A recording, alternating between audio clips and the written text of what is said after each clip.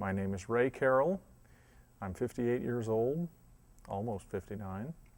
And I like to say I've lived in Collier County my whole life, but I was born in St. Petersburg. That's where my dad was going to school. But my family's been here a long time. So my roots go well back beyond my beginnings here in Collier County and really in what was Lee County before it was Collier.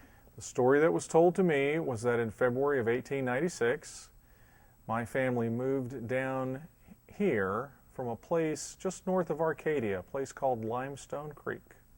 They moved in an ox cart. They had heard about a place called Royal Palm Hammock, which is the hammock where the state park is now, over by Marco.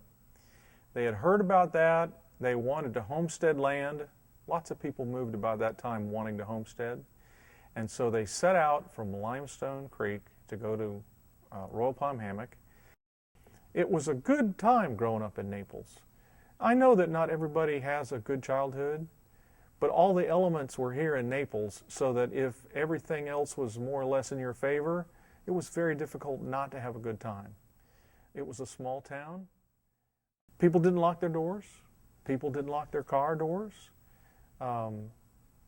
The huge trees that we see now didn't exist then. The landscape was much more open. You could see further. There weren't as many buildings either. So if you were on US 41, you could see the trees along the beach. And there was a much greater sense in my mind then of being near the beach. I think you could smell the beach more often because there weren't other smells competing. Okay? And all of the settlement that existed then was closer to the beach anyway. One set of my grandparents lived within 3 blocks of the beach, so every time we went to visit them, we were near the beach. We rode bicycles everywhere. We lived on bicycles. And we were freewheeling about it. I mean, there were boundaries that were set for us by our parents, but they were broad enough that most of the time we didn't want to go that far. And it was safe. It was okay to let kids roam because there wasn't all that much you could get in trouble with. I was blessed, without knowing it, to have both sets of my grandparents living here in Naples. And my grandparents had become best friends, the 4 of them, before my parents were married. And most of my memories as a kid, other than playing in the ditch and playing with my friends and kickball and pulling sand spurs and all the things you could think about that each one of them would make a fun story to tell, the sense of being in the bosom of your family and that being perfectly okay all the time, that's what I remember.